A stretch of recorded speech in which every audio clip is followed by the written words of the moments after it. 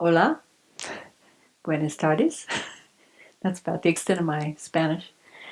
Um, Recently, I had the opportunity to travel to central Mexico to give some teachings. One of the FPMT centers had invited Venerable Children to teach down there, and as she already had a very full spring schedule of travel in Europe, she asked if I would, if they wanted to invite me.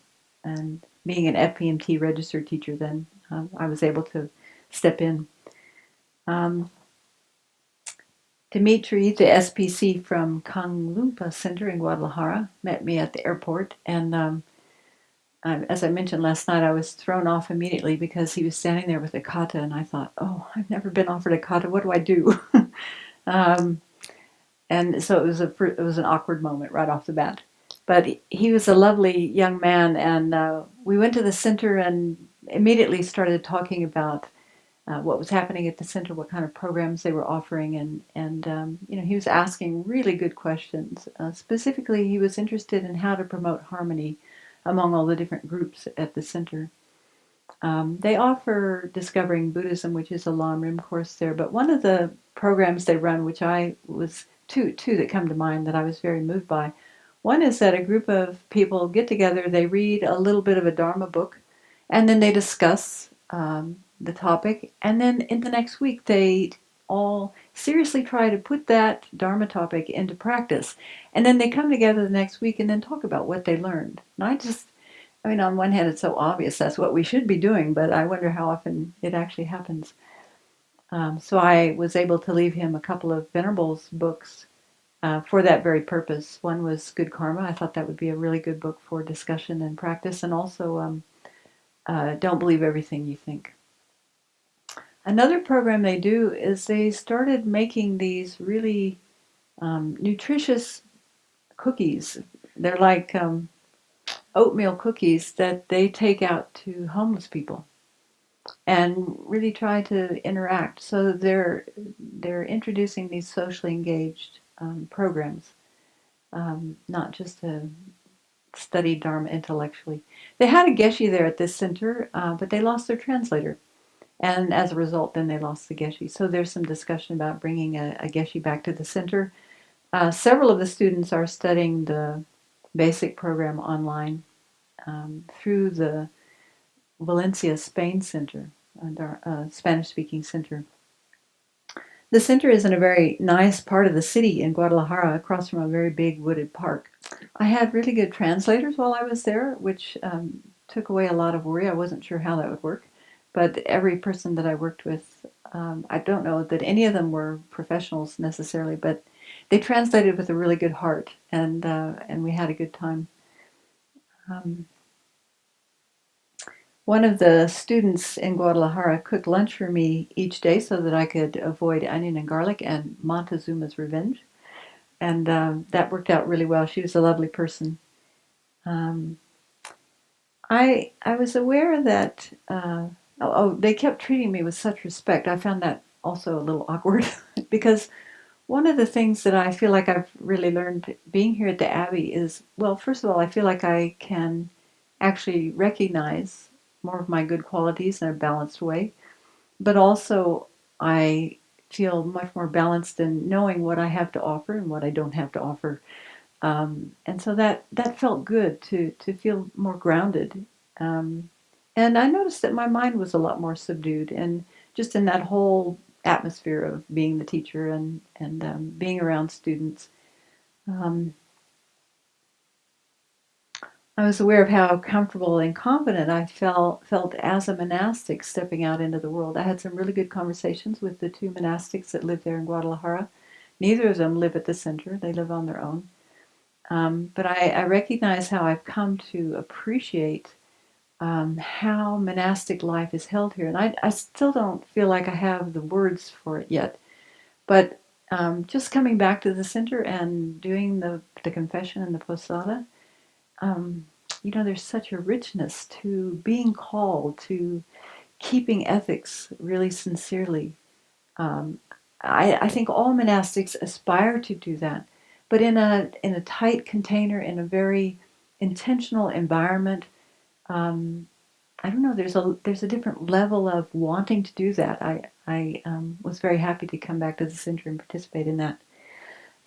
That's not to say that I was perfect while I was away. I succumbed to a few temptations. I had a couple of really good cups of coffee.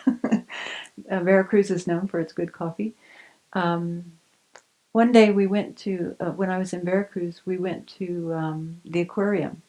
It's supposedly the largest aquarium in Latin America. And being an FPMT center, the Ceci Garces, the organizer there, was very interested to go and bless some of the animals. So we took Nam Gyalma mantras, and I have to say, at first I was a little bit half-hearted about it, but once we got there, I I got into it completely. We would go up to the different windows of beautiful fish, sharks, large and small fish, and just hold the mantras up to the window. And like people, some of the fish were interested and some weren't. Some came right up and took a good look. And there's one photo of a manatee. There was this, I think that's what they're called, big animals. And at first they were all just laying on the bottom of their um, aquarium container and what enclosure. And but pretty soon one of them casually came over and took a look, and then another one came over, and pretty soon all of them were all looking at the mantras. But maybe even, well, I think what struck me out of that experience was just our intention to be helping these fish. Whether the mantra helped them or not, that's debatable. I don't know. Um, Probably put an imprint on their mind if they saw it. But just the intention to be thinking about others was very powerful. And also, a lot of people were interested in asking, what are you doing? So we had an opportunity to talk with them. Um, then on the way back, oh, uh,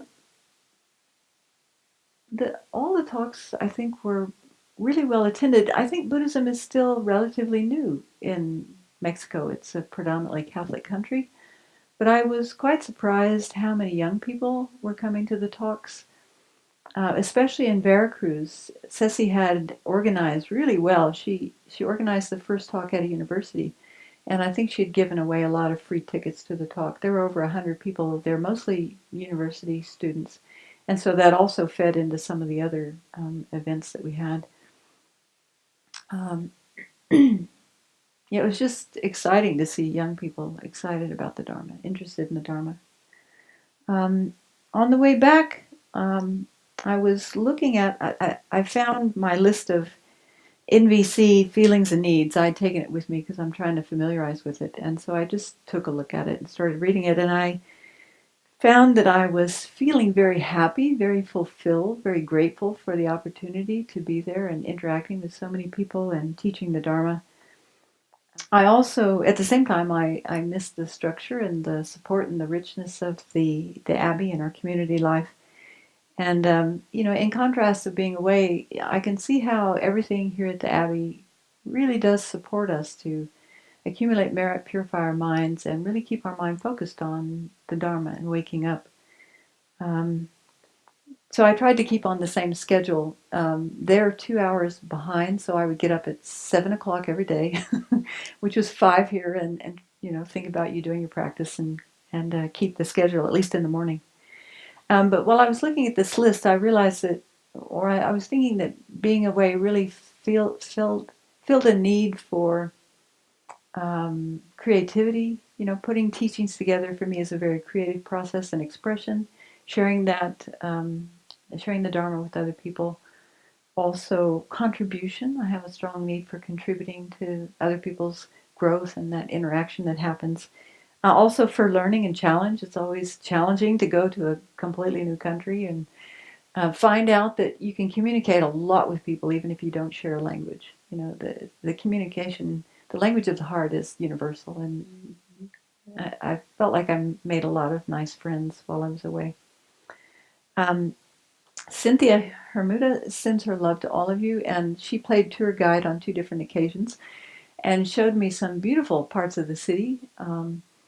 Mexico is known for their murals, and they're not just paintings, they're like stories. Luckily, at one place, the governor's mansion in Guadalajara, we ran into a history professor who was waiting for a group. And since he had time, she asked him if he would explain this mural to us. And it was phenomenal. The incredible story of this painter had sort of predicted the Second World War, and so he had Stalin in the U.S. And there were just so many things about this mural that was telling about the history and Mexico's involvement in that. Also, we went to a traditional Mexican market, and we went to the basilica, the Catholic basilica, where Cynthia grew up, going to church. Um, it seemed like the themes of both places was talking a lot about karma, also a lot about purification. Both places wanted to talk about the Vajrasattva practice. The retreats were, relatively small, about 20 people in both, but I've felt very happy with how they had gone, talking about the four establishments of mindfulness, and then working with disturbing emotions in Veracruz. There were two 14-year-old people who attended the one in Veracruz, both just such sincere young people. So it really, I don't know, uh, inspired me or fueled my interest to engage with younger people more about the Dharma. So those are some of the highlights. I feel like I still need to think a lot about how it's impacted me, but yeah, I'm just really grateful for the opportunity to be away, to feel the support of the community while I was away, and to share the Dharma.